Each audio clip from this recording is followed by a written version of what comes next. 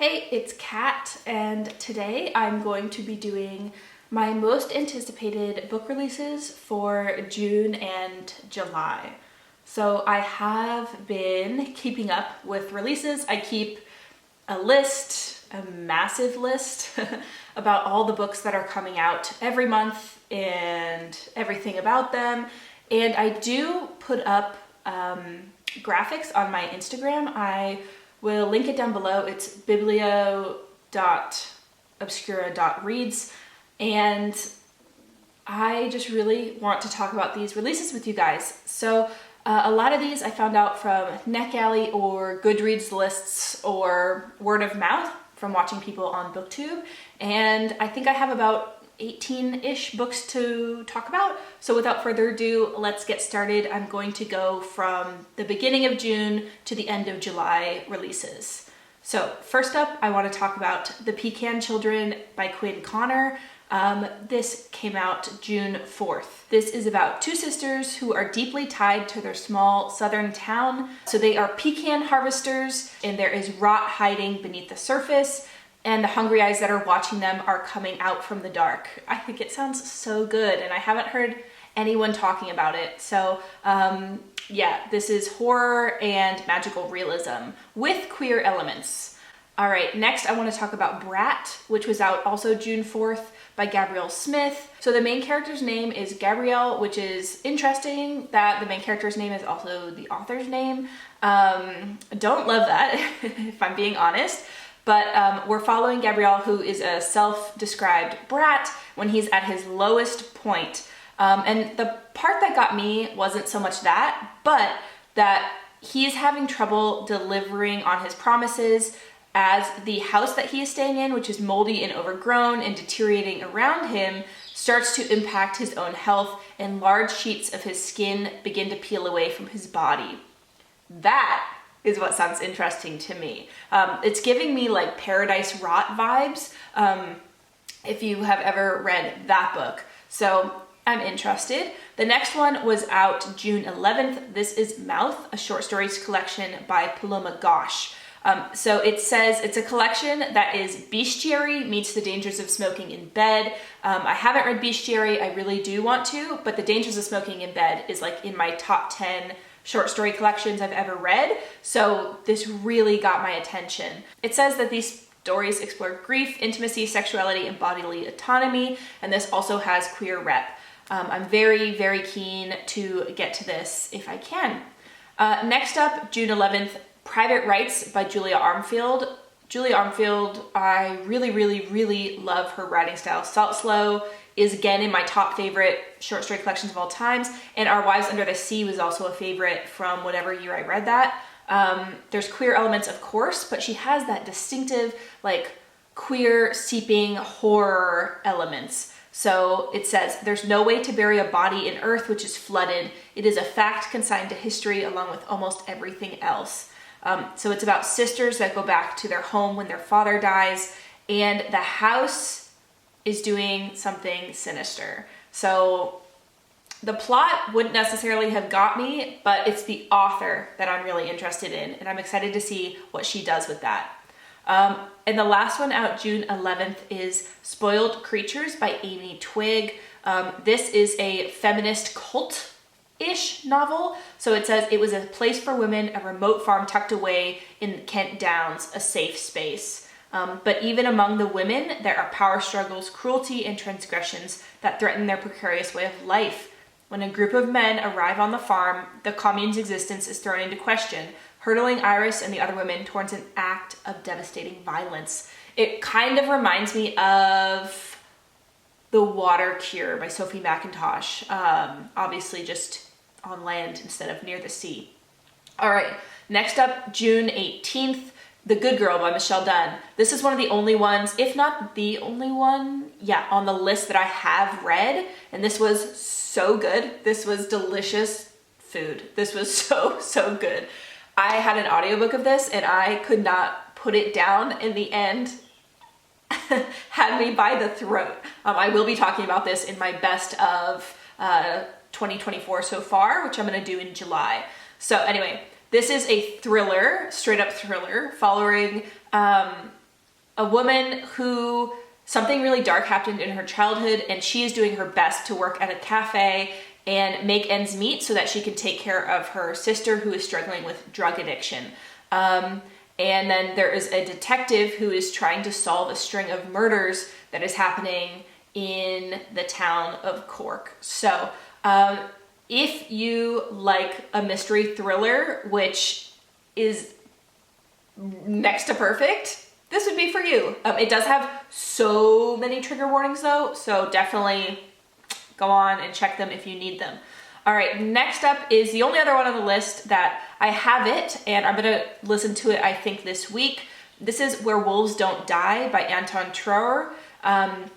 So this is an Indigenous American story following Ezra Cloud, who lives in Minneapolis. So he is being bullied, and when he finally stands up to the bullies, he thinks that he's done a good thing. But, however, that night his house is burned down. And so his father knows that he is going to be like put in harm's way, and like the people that are out to hurt him are not going to stop at like small violences. So he sends him away to run the trap lines with his grandfather in a remote part of Canada. However, that other family comes looking for him out in the wilderness. I think it sounds really good. I cannot wait to listen to it this week. And that was out, June 18th. The last June 18th is We Used to Live Here by Marcus Kliewer. Kliewer? That's a funny name. All right, it says Get Out meets Parasite, which I don't watch many horror movies because I have really, really vivid nightmares, but I have seen Get Out. It was excellent. And then Parasite is my perfect kind of movie where it's not direct horror, it's more like speculative cinema, and I love that. So this is about a queer couple who flips houses, and they've just got an old house, and as they're working on the house, there's a knock on the door. It's a family claiming to have lived there years before and asking Alright if he could show his kids around the house that they used to live in. So the wife lets them in, and things happen, and I'm excited. Okay, so the next up is one that I think everyone who likes weird horror stuff, all those kind of readers, you maybe already know about this, but I'm gonna talk about it anyway. The Eyes Are the Best Part by Monika Kim. So I was dumb and I waited too late to ask for it on NetGalley, and it was already archived, and I was so upset at myself. This is a feminist psychological horror starring a female serial killer from the Korean American perspective. As you can tell, she has a thing for eyes, and I really want to get my hands on this. I cannot wait till my library gets a copy. I will be reading this. Okay, my card got full. I had to delete some stuff. I hope everything's good. So I was talking about Skin Deep by Flo Woolley, and this is a queer horror romance comic set among a nocturnal dance house. It says, in a world where appearances and performances are paramount, a shy woman blends into the decor. Yet when the lead dancer takes an interest in her, she discovers the intoxication of the spotlight and the sacrifices she needs to remain in it. This is shelved as horror, it has queer elements, and that cover has me absolutely gagged. So, very much looking forward to it. Next up, let's get into the July releases, which I'm very excited about as well. I just love to see everything that is coming out. And I especially love to look for things that are that specific blend. I love some speculative, weird horror. And this one that I'm gonna talk about first is exactly that. So this is Pink Slime by Fernanda Trias, translated by Heather Cleary. It's a taut, harrowing novel about a woman and the people who depend on her as the world around them teeters on the edge of apocalypse.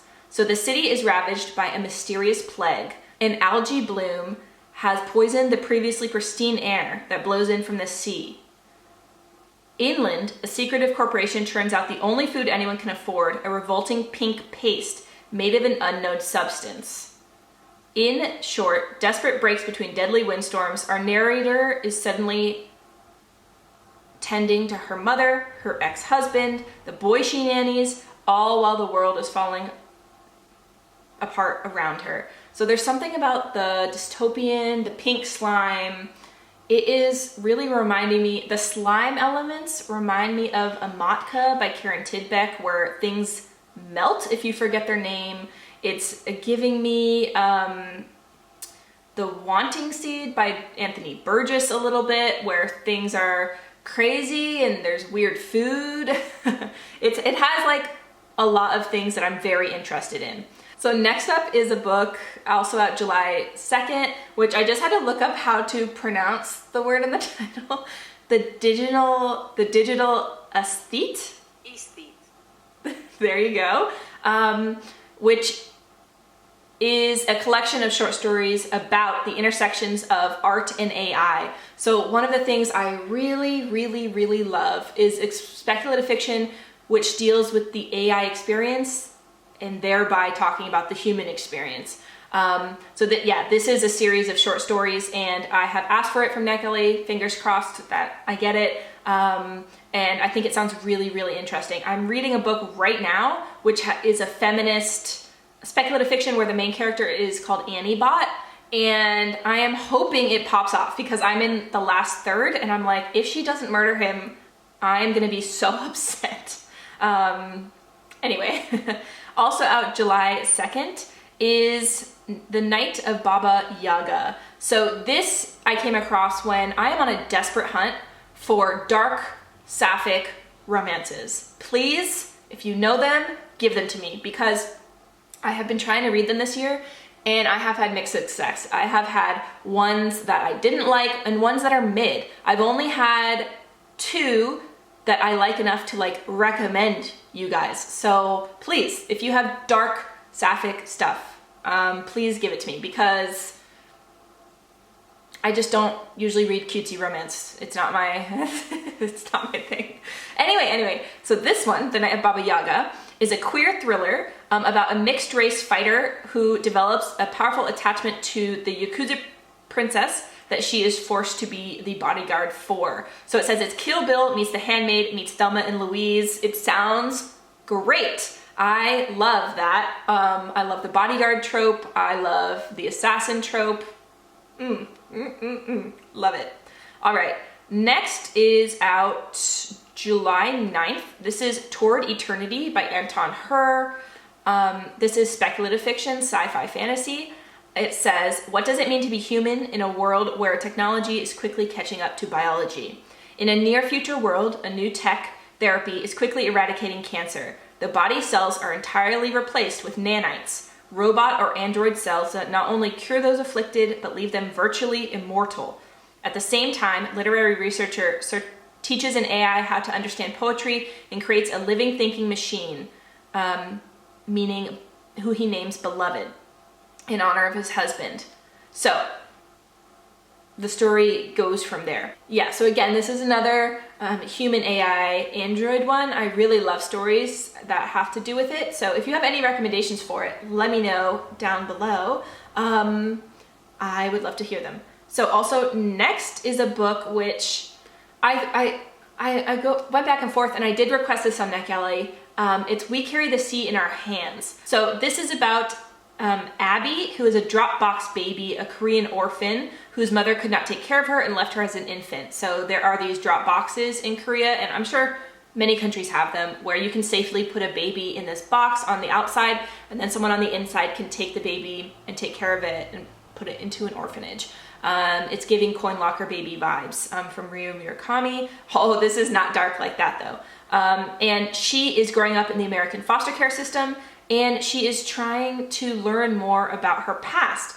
Now, the part that got me is her work is studying the origins of life in sea slugs, nudibranchs. I also studied them for my undergraduate degree, and bacteria, and leads her to wonder about her birth parents and questions her place in the world. It's not long before she stumbles upon a biological discovery that will change the course of her life. So yeah, it just sounded like a few things put together, and I might really love it. It might be one of the rare non-dark literary fictions that I really love. So who knows? We'll see. All right, next up is out July 16th. This is Smother Moss by Elisa Allering. So this is set in 1980s Appalachia. And life isn't easy for Sheila. She endures taunting and bullying at the hands of her classmates, and she takes refuge in the rabbits and mushrooms in the forest. Meanwhile, her mother works at the state asylum. But it is her peculiar little sister, Angie, who worries her the most. Angie is obsessed with nuclear war, Rambo, zombies, Russian invasion, and tarot cards that she creates that speak to her. Is it the ancient and strange mountain that they live on that casts its shadow onto her little sister, or something or someone else unknown, unseen? So already I would have been in, but it says, when a pair of female hikers are brutally murdered on the nearby Appalachian Trail, Sheila and Angie find themselves drawn into the hunt for the killer. Okay, I'm sad. I'm ready. I'm beyond ready. Yeah, it sounds absolutely wonderful. Okay, we've got 3 left. The next one is out July 23rd. It's Imaginary Strangers by Minka Kent. It says, Camille Prescott has it all. A doting husband, 2 children, a charming house, and everything is normal. Which as soon as they say everything's normal, everything's not normal. But behind her polished mask lurks a much different Camille. One with a padlocked vault of secrets.